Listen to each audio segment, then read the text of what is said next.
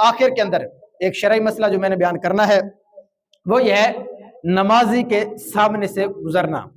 بخاری شریف کے حدیث پاک میں ہے، نبی کریم صلی اللہ تعالیٰ علیہ وسلم کا مبارک ارشاد ہے، فرمایا کہ نمازی کے سامنے سے گزرنے والا اگر یہ جان لیتا کہ اس گزرنے میں کتنا گناہ ہے تو فرمایا وہ 40 کی مقدار وہاں پر کھڑا رہنے کو پسند کرتا۔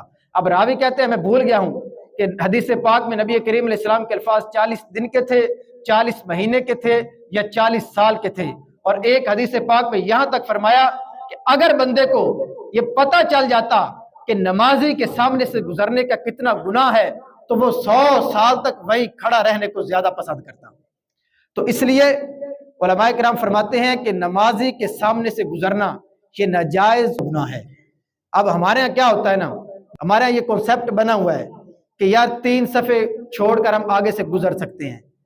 تو یاد رکھیں یہ مسئلہ کھلے میدان کا ہوتا ہے، کسی صحرا میں اگر بندہ نماز پڑھ رہا ہے یا کوئی بڑی مسجد ہو جیسے مسجد نبی شریف ہے، مسجد الحرام ہے، ان مساجد کے اندر کوئی نماز پڑھ رہا ہو تو یہ اس کا مسئلہ ہوتا ہے کہ 3 صفحے چھوڑ کر آگے سے بندہ گزر سکتا ہے۔ جو ہمارے ہاں کی مسجدیں ہیں ان میں ہرگز اجازت نہیں ہے کہ 3 صفحے بلے 10 صفحے چھوڑ کر بھی نمازی کے آگے سے گزرنے کی اجازت نہیں ہے۔